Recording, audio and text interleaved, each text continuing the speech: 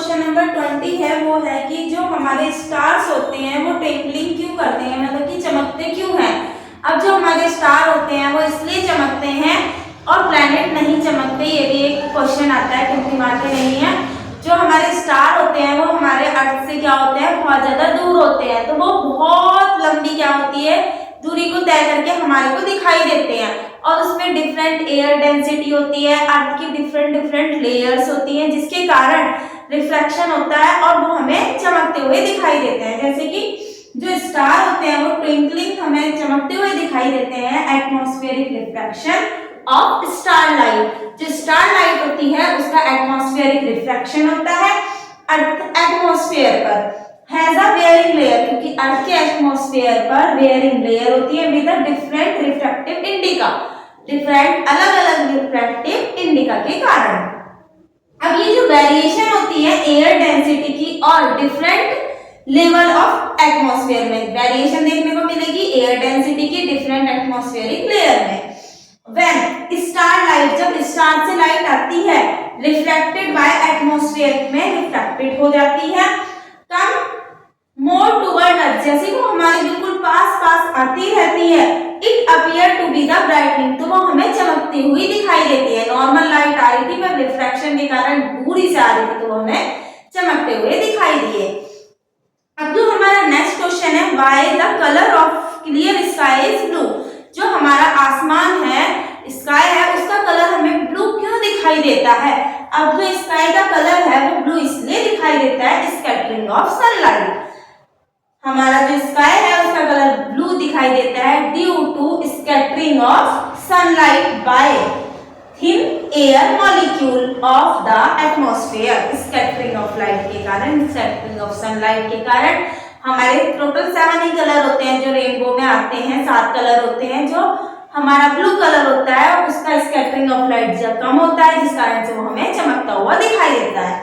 Next question जो हमारा है इसी का पार्ट 3 है, what is the means by the power of accumulation. जो पावर ऑफ एक्यूमुलेशन होती है इसका मतलब क्या होता है, हम कितनी, हमारी आई की कितनी कैपेसिटी है कि हम कितनी दूर से लिखा हुआ पढ़ सकते हैं इजीली, ना हमारी आईज में दर्द हो, कुछ ना हो, उसे पावर ऑफ एक्यूमुलेशन बोलते हैं।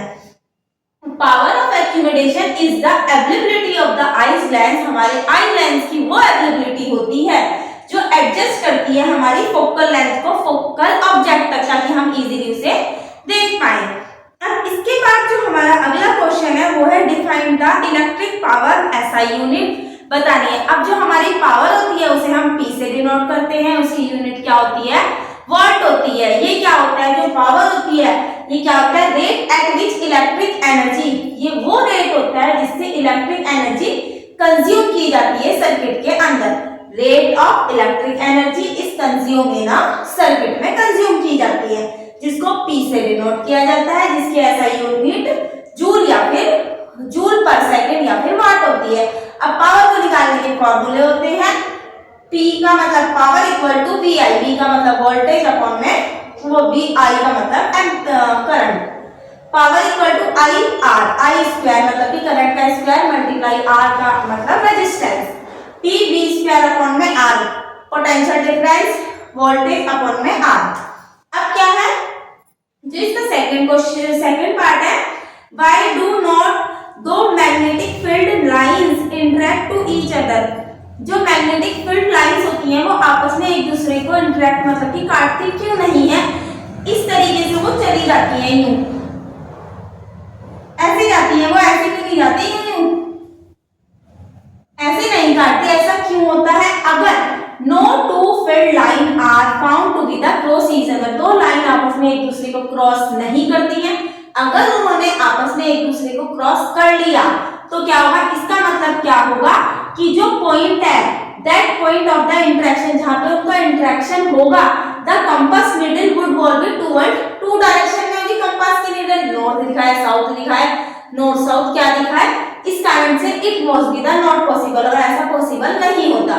अगर दो मैग्नेटिक फील्ड लाइन आपस में टकराई तो टकराने के कारण वो क्या होगा, जो इंटरेक्शन होगा पॉइंट पे, जो हमारी कंपास की नीडल होगी वो क्या करेगी, टुवर्ड दो डायरेक्शन में होगी, कभी भी दो डायरेक्शन में वो नहीं होती है, तो ये पॉसिबल नहीं है। अब हमारा जो थर्ड पार्ट है 22 क्वेश्चन हमारा ये है कि अ टॉर्च बल्ब, एक टॉर्च का बल्ब है, उसका रेट दिया हुआ है 5 वोल्ट एंड 500 मिली एम्पियर, मतलब कि मिली एम्पियर दिया है तो इसका करंट दिया है I। कैलकुलेट करना है हमें रेजिस्टेंस, पावर और energy consuming of the bulb. अब सबसे पहले हमें रेजिस्टेंस को कंज्यूम कर बताना है क्या है। रेट 5 एम्पियर दिया है हमें और क्या कहते हैं 5 वोल्टेज दिए, ये हमारा V दिया है, और 500 मिली एम्पियर मतलब कि I दिया है। मिली एम्पियर को एम्पियर में कन्वर्ट करने के लिए हम 1000 से डिवाइड कर देंगे तो हमारा 0.5 एम्पियर आ जाएगा। अब सबसे पहले हमें रेजिस्टेंस निकालना है। अगर हम रेजिस्टेंस निकालेंगे तो फॉर्मूला क्या होता है, V = IR होता है। R निकालना है V/I। V कितना है हमारा 5 वोल्ट और R कितना है मेरा 0.5। पॉइंट हटाया, ऊपर 10 गया, ये कटा तो हमारा जो रेजिस्टेंस आया वो कितना आया 10 ओम आया। नेक्स्ट है हमें क्या बताना है, पावर। पावर का फॉर्मूला हमने ऊपर भी देखा था VI। V हमारा कितना है 5 वोल्ट और I कितना है हमारा 0.5, तो ये कितना आ जाएगा 2 और पॉइंट का लग जाएगा मेरा यहाँ पे 2.5। पावर की यूनिट क्या होती है, जूल पर सेकंड या फिर वाट। अब हमारा क्या है, हमें थर्ड पार्ट में बताना है energy consuming by the bulb in a 1 hour, 1 hour में। सेकंड में चेंज करना पड़ेगा तो 60 × 60, 1 घंटे में 60 मिनट होती है इसलिए, और 60 ही सेकंड होते हैं इसलिए हमने 60 × 60 किया। पावर का फॉर्मूला होता है W = P × I। हमारा जो वर्क का फॉर्मूला होता है जिससे हमारी एनर्जी निकलती है, वर्क डन का P × I, T का मतलब हमारा टाइम। पावर कितनी है हमारी 2.5 मल्टीप्लाई टाइम, 1 आवर है, इसको सेकंड में बदला तो ये आया, पॉइंट हटाया 0 आई, 1 0 से 1 0 कट गई, 3 3 जा 36, 1 ये आ गई 0 और ये 25। अगर हम इन दोनों को सॉल्व करें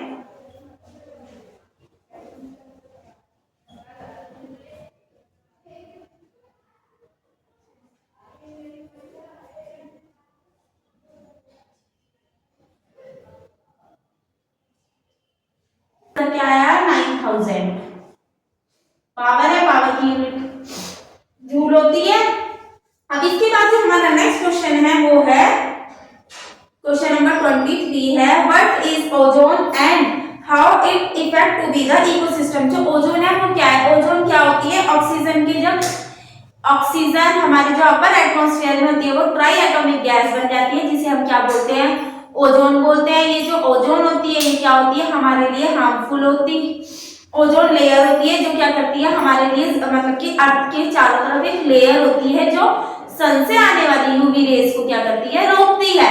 अब सन से अगर यूवी रेज डायरेक्ट हमारी अर्थ पे आएंगे तो हमें ह्यूमन को बहुत सारे डिजीज, स्किन कैंसर हो जाएगा, क्रॉप इफेक्ट हो जाएगी, फाइटोप्लैंक्टन को भी इसका बहुत बुरा असर देखने को मिलता है।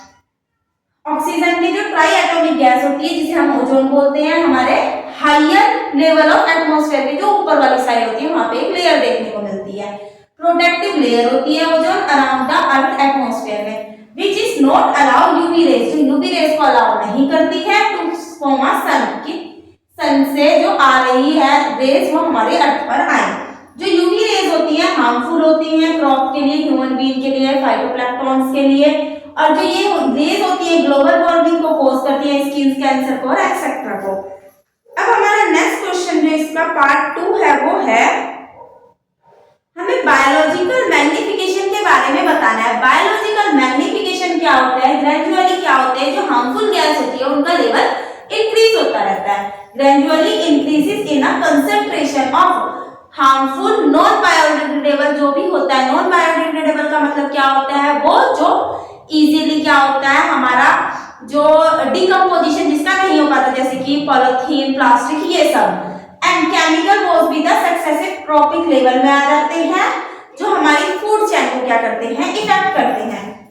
Gradually increases in a concentration of harmful non biodegradable chemicals in successive tropical level of the food chain is called a biological magnification. अब जो हमारा नेक्स्ट क्वेश्चन है वो है डायग्रामेटिक, हमें डिस्क्राइब करना है फ्लो ऑफ एनर्जी को इकोसिस्टम में। और सेकेंड पार्ट है इसका, we kill all microorganism in a one trophic level में से अगर हमने सारे माइक्रो ऑर्गेनिज्म को हटा दिया तो क्या होगा? अगर हमने सारे माइक्रो ऑर्गेनिज्म को हटा दिया तो ट्रॉफिक जो हमारा इकोसिस्टम है वो क्या हो जाएगा? डिस्टर्ब हो जाएगा। अब वो जब डिस्टर्ब